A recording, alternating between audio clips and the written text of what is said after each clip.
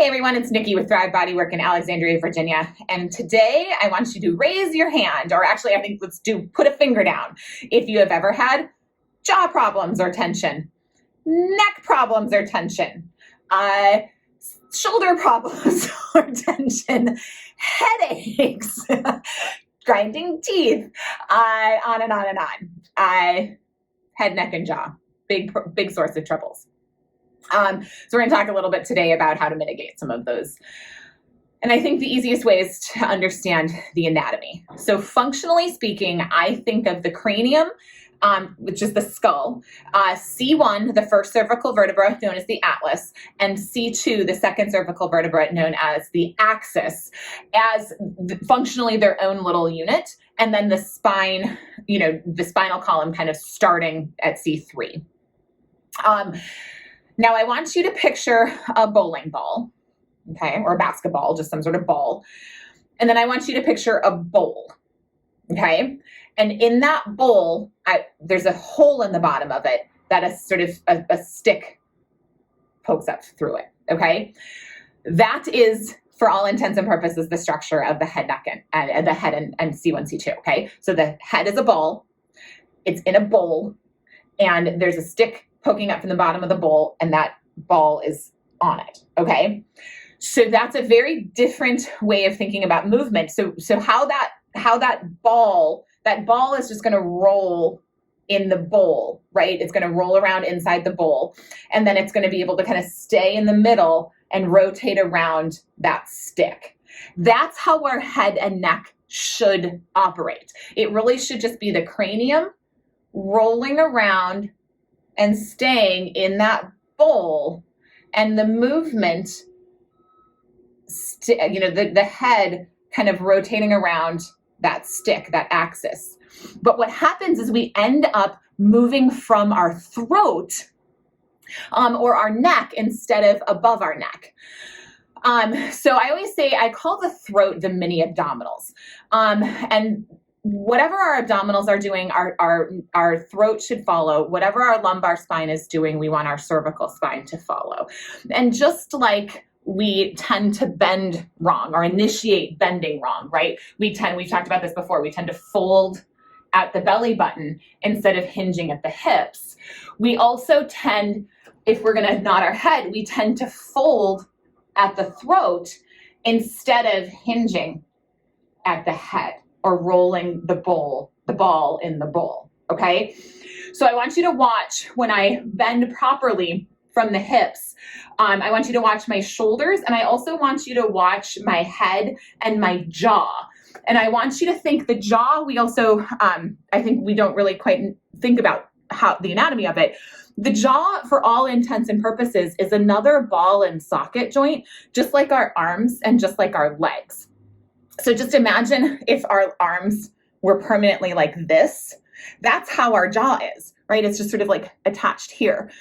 So it just kind of is really, just kind of floats there, just like our arms, and actually just like our legs. So I want you to watch those things as I bend properly and then as I bend poorly, okay? So if I hinge at let me do it again where I'm not looking at you. If I hinge at my hips, you can see how my shoulder blades stayed on my back, right? The rotation part of my arm socket got lubricated and, and rolly, and how my head is staying supported, and my jaw is kind of doing what my arms are doing, which is, that like sort of hinging, rotating, I don't know the right word, in that ball and socket joint, but getting lubricated. And then when I go to stand up, it's my big heavy glutes getting everything out of gravity, and everything sort of moves happily, right? And so you can think about if my arms were like this, my jaw is similar, how that's getting kind of like naturally lubricated, but it's all being supported, so it's safe to get lubricated. It's safe for my arm and jaw to move. Versus if I bend at the belly button, look what happens, right? So you can see how my shoulder blades want to fall off my body, because if you remember back to the anatomy video, The only place that our shoulders attach to our skeleton is here in the front. So if we're collapsing our rib cage, which is what's happening when we fold at the belly button, my shoulder blades are, my shoulders following, my shoulder blades are getting pushed up my rib cage and off my rib cage. So now all of this is doing a job preventing my arms and shoulder blades from falling to the floor. But look at my head and jaw, right? Now it's also not being supported. It wants to fall off to the ground, and my jaw also wants to fall off to the ground. They're not being naturally supported, but all of these guys and these guys are, again, doing a job preventing those bones from falling to the floor, okay? And so they get tight, they're stressed out, they're like holding on for dear life, and then we stand up poorly, and these tissues get really confused, and we get mad at them because they're chronically tight, and these tissues are like, bitch, you're welcome for not letting your shit fall to the floor. I don't know what you want from me, right? What I want from you is to move properly. So just like, correcting this is by hinging at the hip. Watch now my head and neck when I bend properly versus when I bend poorly, okay? So this is hinging at the head, okay? You can see how my jaw is fully supported and so can naturally get lubricated at that ball and socket joint. And my head is staying over the rest of my body, so it's supported, so all of these tissues feel safe to, if I want to stretch something or if I want to strengthen something, they're safe to do it. Versus if I bend at the throat, how my head is no longer being supported by my body. And so now all these guys and these guys, again, are doing a job preventing everything from falling to the ground, okay? Also, you're making muscles that aren't meant to do things do them. And so, naturally they're going to get cranky after a while. So just picturing the anatomy, I think, is the easiest part of solving so many head, neck, and shoulder problems. Going to the side too, if I bend at the throat, right? If I bend here, look at how my shoulder falls, right? My head is no longer in the midline. It's not being supported. This isn't a safe place. I'm dumping into my spine, into my vertebrae back here, into the joints. This isn't a safe place.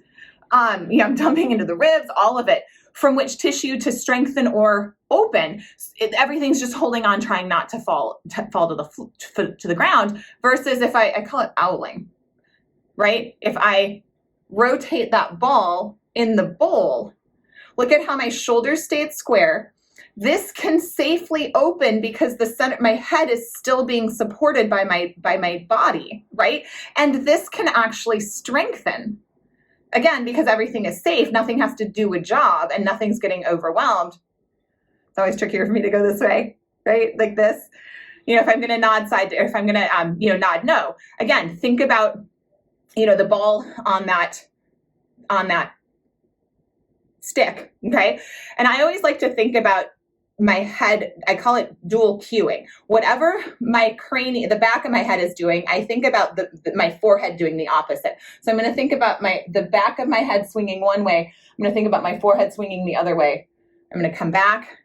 I'm going to go like this, right? Head on in bowl, right? Versus neck. You can see how so much of the rest of me wants to come with instead of just my head. And that's what's going to get those little muscles, those little bastards here, right? They're always chronically tight. Well, they never get used. They never get opened. They're never allowed to do what they're supposed to do. So they get frozen, they get stuck, they get weak, they get all of the bad words and none of the good words. Jaw, TMJ, it's all because the jaw is, all of these tissues are holding on for dear life. We're sitting like this and now my jaw is not being supported. You come back, now everything can work the way it's supposed to, and the tissues that are designed to hold my jaw are the only ones holding my jaw. So yeah, hopefully that makes some sense.